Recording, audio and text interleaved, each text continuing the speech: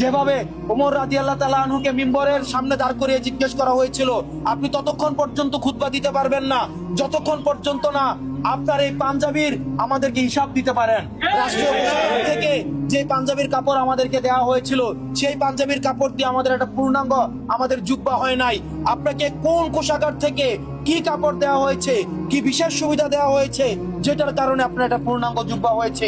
আমরা সেই ওমর রাদিয়াল্লাহু তাআলা আনহুকে যেভাবে ক্ষমতাকে যেভাবে প্রশ্নবিদ্ধ করার একটা সমাজ আমাদের প্রতিষ্ঠিত হয়েছিল, দাস যেভাবে প্রভুকে প্রশ্ন করার একটা সমাজ প্রতিষ্ঠিত হয়েছিল, ক্ষমতাকে যেভাবে প্রশ্ন করার একটা সমাজ বর্তমানে আমরা ফিল করতে পারছি।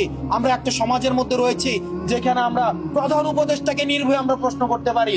আমরা উপদেষ্টাদেরকে তারা কত টাকা বেতন পায়, তাদের হিসাব কি, তাদের দুর্নীতির যে হাল হকিকত, পিএসএ পিএস সহ যারা সমন্বয়ক রয়েছে তাদের জীবন ব্যবস্থা নিয়ে আমরা নির্ভয়ে প্রশ্ন করতে পারি। ঠিক একইভাবে এই প্রশ্ন করার চর্চা যেন আমাদের এই বাংলাদেশে সবসময় সমুন্নত থাকে, সেই বাংলাদেশের জন্য আমরা একসাথে কাজ করে যাই। আওয়ামী লীগকে আমরা এই সমাজে আর কখনোই আমরা গ্রহণ করব না।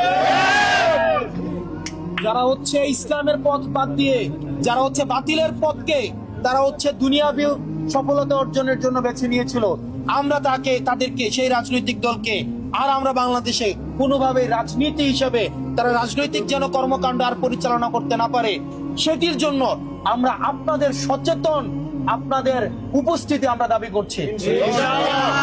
আমরা প্রত্যাশা করব ভবিষ্যৎ বাংলাদেশটা যেন পরবর্তী প্রজন্মের জন্য সুখী সমৃদ্ধ এবং নিরাপদ হয়। আপনারা যেন আপনাদের সন্তানদের জন্য আপনারা যেন দুশ্চিন্তা করতে না হয়। আপনাদের সন্তানরা রাস্তায় বের হলে যেন বাসায় সে জীবন নিয়ে ফিরে আসা নিরাপত্তা পায়। সবাই যেন নিজ নিজ ধর্ম স্বাধীনভাবে পালনের অধিকার পায়। আমি ইসলাম ধর্ম পালন করি, আমার নামাজ পড়ার যেন অধিকারটা আমার ঠিকঠাক থাকে।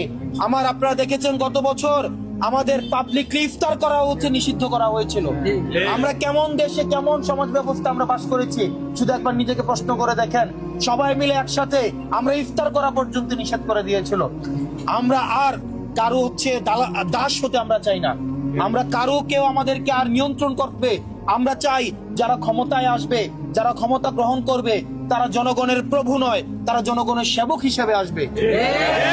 সেটি নিশ্চিত করার জন্য আমরা আপনাদের সহযোগিতা চাই এবং সেটির জন্য আমরা আগামী শুক্রবার বাদ জুমা বাইতুল মুকাররমের দক্ষিণ গেট থেকে আমরা হচ্ছে আওয়ামী লীগের এই যে গণহত্যা চালিয়েছে, গণহত্যাকারী আওয়ামী লীগের বিচার নিশ্চিত করার জন্য, আওয়ামী লীগের এই যে নির্বাচন করেছে এবং তার রেজিস্ট্রেশন বাতিল করার জন্য, তার রাজনৈতিক কর্মকাণ্ডকে নিষিদ্ধ করার জন্য, সেটির জন্য আমরা আগামী শুক্রবার বাদ জুম্মা বাইতুল মুকাররমের দক্ষিণ গেট থেকে আমরা বিক্ষোভ সমাবেশ করব এবং সেখানে আমরা চাই দল মত এবং পথের ঊর্ধ্বে উঠে আপনারা সমানভাবে সেখানে অংশগ্রহণ করবেন।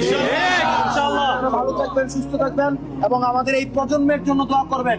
এই প্রজন্ম যেন দিনের পথে, হকের পথে, হালালের পথে, সত্যের পথে, ন্যায়ের পথে এবং হকের পথে যেন সবসময় নির্ভয়ে কাজ করে যেতে পারে এবং এই প্রজন্ম যেন হেদায়েতের উপরে প্রতিষ্ঠিত থাকতে পারে, কল্যাণের উপরে প্রতিষ্ঠিত থাকতে পারে, সবসময় যেন ইসলামের কল্যাণে তার জীবন এবং ইহকাল এবং পরকাল দুইটা নিয়ে কাজ করতে পারে। আপনারা আমাদের জন্য দোয়া করবেন। ভালো থাকবেন, সুস্থ থাকবেন।